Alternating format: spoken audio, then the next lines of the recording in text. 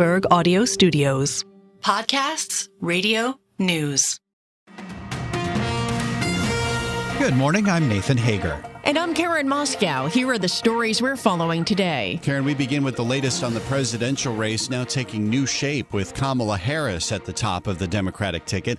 The vice president held her first rally as a presidential candidate in Milwaukee. She said Americans face two different visions for the country, one focused on the future, the other on the past. Do we want to live in a country of freedom, compassion, and rule of law?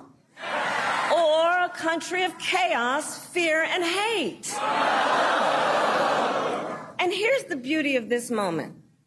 We each have the power to answer that question. Vice President Harris said she will proudly put her record against former President Trump's and keep working to unite the Democratic Party. Democrats will meet later today to finalize the rule change that will make Harris's nomination official in a virtual roll call next month. Former President Trump says he's willing to debate Harris, though he says he's not thrilled about doing it on ABC News. That's where the next debate is scheduled in September. And Trump's campaign has filed a complaint about President Biden transferring his $96 million war chest to the Harris campaign. Well, Nathan, all eyes will be on President Biden tonight. He's set to address the nation from the Oval Office to discuss his decision to give up his campaign. Adam Hodge is a Democratic strategist with Bully Pulpit International. He says he expects the president to tout his record over the last 3.5 years. For one of the final times with one of the bigger audiences, to lay out what he's accomplished in his truly remarkable first 4 years, and why he felt it's important to pass the torch to the vice president. Adam Hodge with Bully Pulpit International was a guest on Bloomberg's Balance of Power. Former President Trump, meanwhile, is demanding equal time. The New York Times reports he sent a letter to ABC, CBS, and NBC arguing Biden's speech will be a prime-time campaign commercial for Kamala Harris. Trump will hold a rally in Charlotte, North Carolina this evening, 2 hours before the president's address, which is set for 8 p.m. Wall Street time. We'll bring it to you live on Bloomberg Radio and television. And NBC News, Karen, is reporting that former President Trump plans to stop holding outdoor rallies following the assassination attempt earlier this month.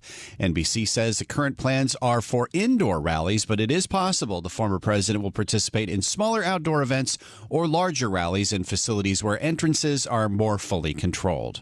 Well, when it comes to security, Nathan, anti-scale fences are up at the U.S. Capitol ahead of Israeli Prime Minister Benjamin Netanyahu's address to a joint meeting of Congress. And Bloomberg's Amy Morris has a preview. As Netanyahu arrived in Washington, he indicated that conditions for a ceasefire and hostage deal with Hamas are, quote, becoming ripe, suggesting the two sides are getting closer to agreeing to at least a temporary halt to their war in Gaza.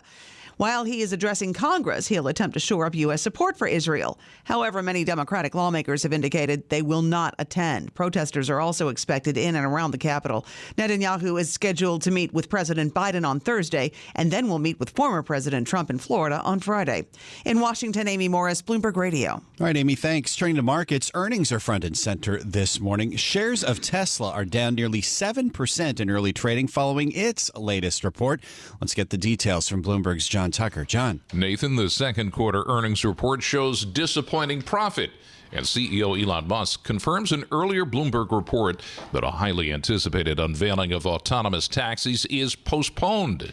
I wanted to make some important changes that I think would improve the vehicle, the sort of the Robotaxi, the main thing that we're going to show. Well, Tesla will now unveil Robotaxis on October 10th, and the cars shown will only be prototypes.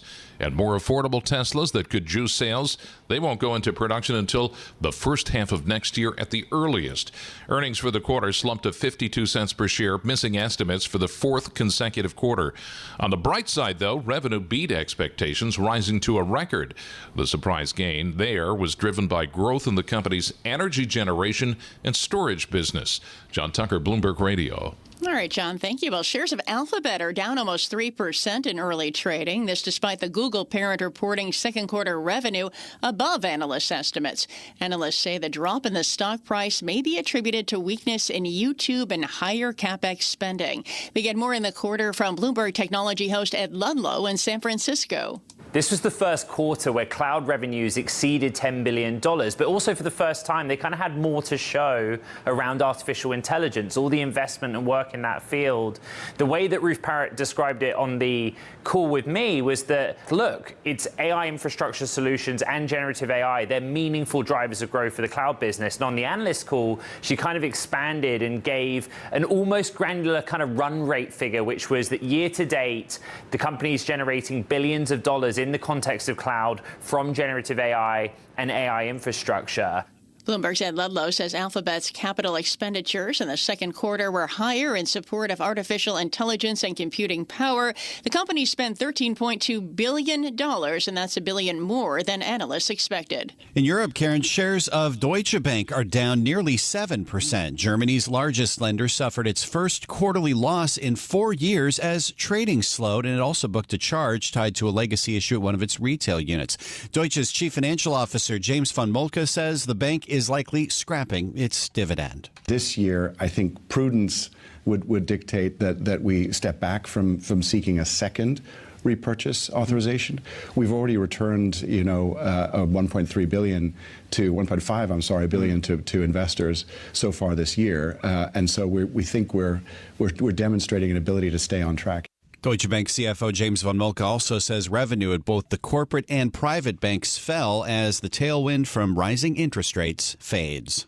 Nathan, shares of French luxury retailer LVMH are down more than 4%. Sales growth slowed last quarter as wealthy shoppers reined in spending on pricey items from Louis Vuitton and Christian Dior. And staying in France, Karen, hotel prices for the Summer Olympics in Paris are going down. According to travel insights company Lighthouse, accommodations are now being listed for an average $340 a night between July 26th, when the opening ceremony happens, and August 11th, when we get the closing ceremony. That $340 a night is down 41% from the peak rate of $575 around 11 months before the games.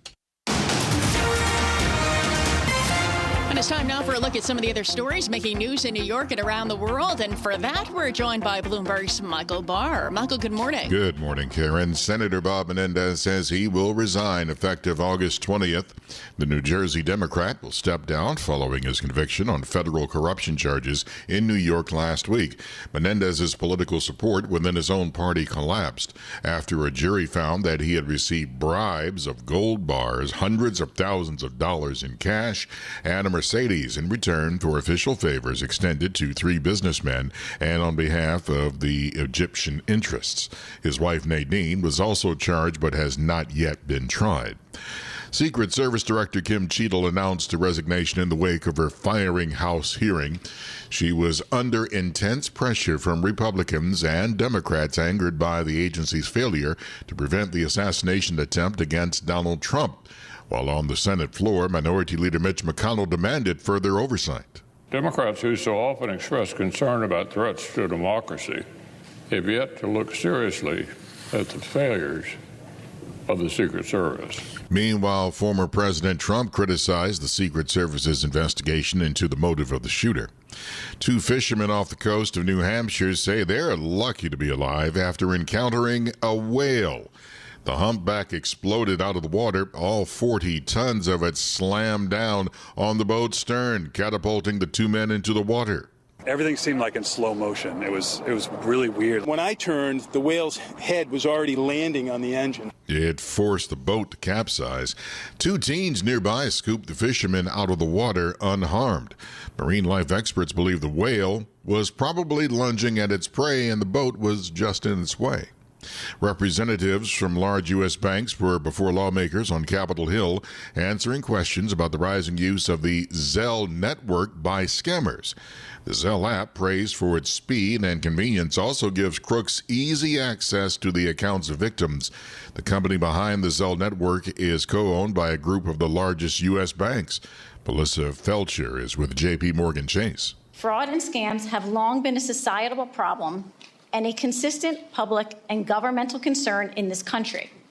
And while criminals have now fully embraced modern technology, their core intent to exploit and deceive remains unchanged. Felcher says many of the scams originate on social media or dating apps.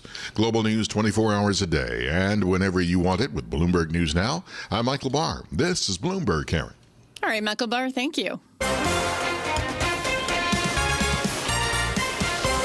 Time now for the Bloomberg Sports Update with John Stashower. John, good morning. Good morning, Karen. Bragging rights again to the Mets. 2 Subway Series wins last month at Citi Field and at the stadium. Mets and Yankees were tied. 6th inning. Tonkin sets. Here's the pitch.